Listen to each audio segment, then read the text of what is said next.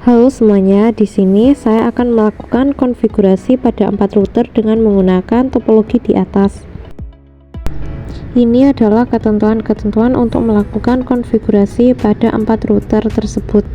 Sebelumnya saya sudah memberikan identity pada masing-masing router sesuai dengan ketentuan yang telah diberikan.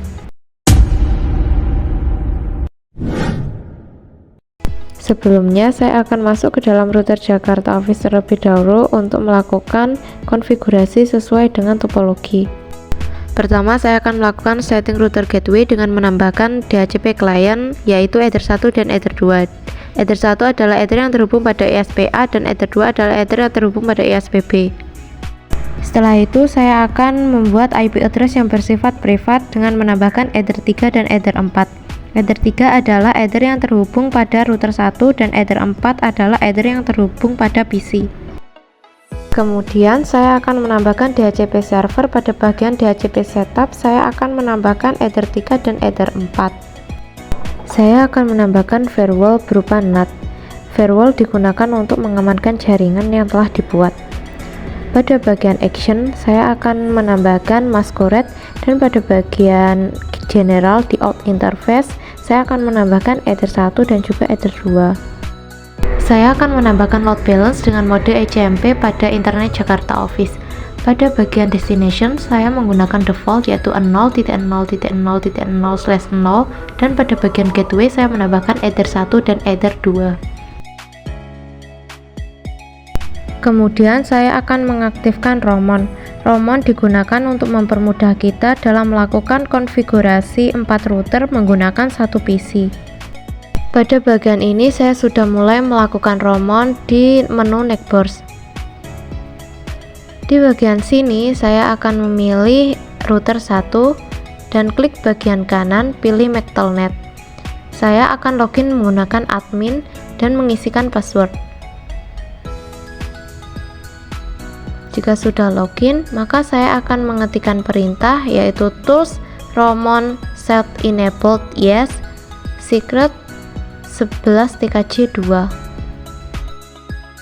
Kemudian pilih new inbox, klik connect to Roamon. Pada bagian ini saya akan memilih router 1 dan klik connect, dan router 1 sudah bisa di login. Di dalam R1 ini saya akan menambahkan DHCP client yaitu Ether 3.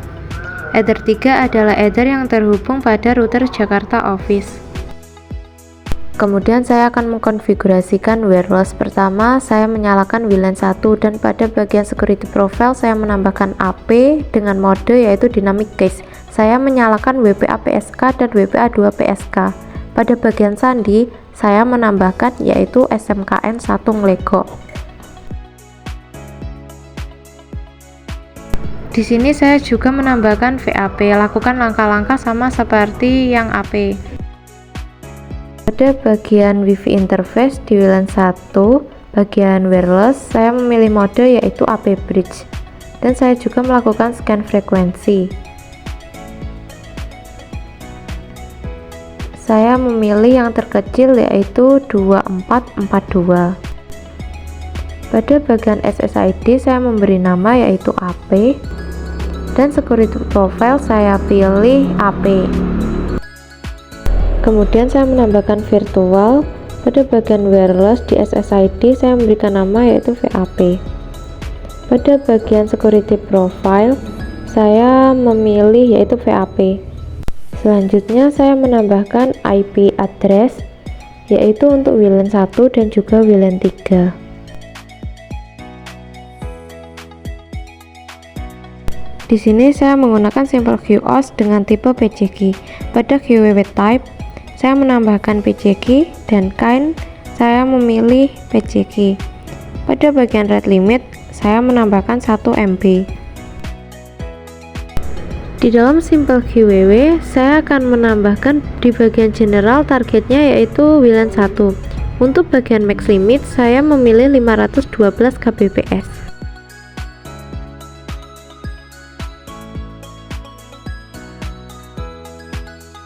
Pada advance di bagian QWW type saya memilih PCG. Simple QoS ini digunakan untuk mengatur bandwidth. Saya juga akan menambahkan Simple QoW lagi untuk WLAN 3. Pada WLAN 3 ini di max limitnya saya memilih 256 kbps. Untuk advance-nya di bagian QoW type saya tetap memilih PCG. Kemudian saya menambahkan DHCP server yang mengarah pada WLAN 1 dan WLAN 3.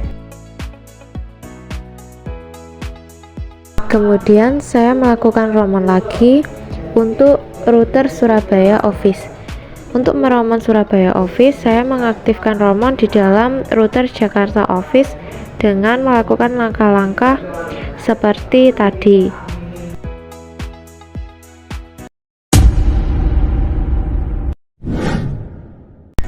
Di dalam router Surabaya Office, saya juga akan melakukan setting router gateway sama seperti router Jakarta Office. Pertama, saya akan menambahkan DHCP client yaitu Ether 1, Ether yang terhubung pada ISP. Kemudian saya menambahkan IP dengan Ether 2. Ether 2 adalah Ether yang terhubung dengan router 2. Saya juga menambahkan DHCP server. Pada bagian DHCP setup, saya menambahkan Ether 2. Di sini saya membuat firewall dan menambahkan NAT. Pada bagian action saya memilih masquerade dan di bagian general di out interface saya menambahkan Ether 1. Kemudian saya akan membuat tunnel dengan tipe L2TP sesuai dengan topologi tadi, menyatakan bahwa router Surabaya Office sebagai server dan router 1 sebagai klien. Pada router Surabaya Office, pilih menu PPP, kemudian L2TP server dan aktifkan L2TP server. Pada bagian secret, tambahkan nama yaitu L2TP. Kemudian pada bagian service saya memilih L2TP. Pada bagian local address saya menambahkan 11.11.11.1 dan pada bagian remote address 11.11.11.2. Pada router 1, pilih menu PPP, tambahkan L2TP client, klik bagian dial out, dan pada bagian connect to, isikan IP DHCP client yang telah dimiliki oleh router Surabaya Office. Isikan user dan password yang sama yang telah kita buat di server, yaitu pada router Surabaya Office. Saya akan melakukan roman yang terakhir, yaitu roman pada router 2. Roman pada router 2 saya lakukan di router Surabaya Office.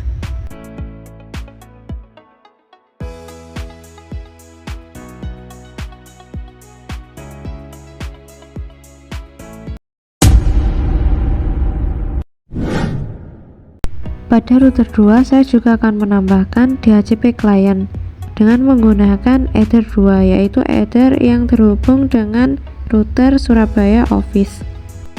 Saya juga akan membuat AP seperti yang sebelumnya. Pertama, nyalakan WLAN 1, kemudian pada bagian security profile tambahkan AP. Pada bagian mode pilih dynamic case dan aktifkan WPA PSK dan WPA 2 PSK. Saya juga menambahkan sandi yaitu SMKN 1 Lego. Pada WiFi interface di WLAN 1 pada bagian wireless saya memilih mode yaitu AP bridge. Saya juga melakukan scan frekuensi, saya memilih paling terkecil yaitu 2432.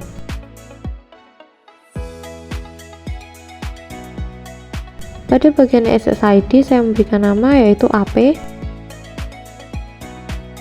Kemudian pada security profile saya memilih AP. Kemudian saya membuat IP untuk WLAN 1. Saya juga menambahkan DHCP server. Di DHCP setup saya menambahkan WLAN 1. Dapat dilihat di sini, jika WLAN belum tersambung maka akan berwarna merah, dan jika WLAN sudah tersambung maka akan berwarna hitam.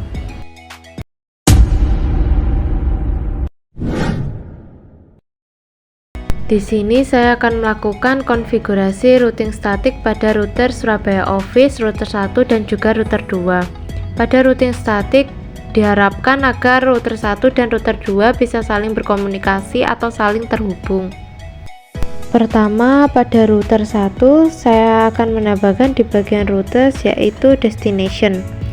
Destination-nya adalah IP dari router Surabaya Office. IP-nya adalah 192.168.41.0/24. Kemudian untuk gateway saya menggunakan jalur L2TP yaitu 11.11.11.1. Pada router 2 saya juga menambahkan routes. Pada bagian destination saya menggunakan IP router 1 yaitu 192.168.39.0/24. Pada bagian gateway-nya saya melalui jalur Surabaya Office yaitu 192.168.41.1. Kemudian pada router Surabaya Office saya juga menambahkan routes. Pada bagian destination saya menggunakan IP router 1 yaitu 192.168.39.0/24. Untuk bagian gateway-nya saya menggunakan jalur L2TP yaitu 11.11.11.2. Terakhir, untuk mengetahui apakah router 1 dan router 2 bisa saling terhubung atau belum, dengan cara melakukan ping pada masing-masing router di bagian new terminal. Pada bagian new terminal di router 1 saya akan melakukan ping dan mengisikan IP dari router 2. Begitu sebaliknya pada router 2 saya juga akan melakukan ping dengan mengisikan IP router milik router 1. Jika statusnya TTL seperti ini, berarti router 1 dan router 2 bisa saling berkomunikasi atau terhubung satu sama lain.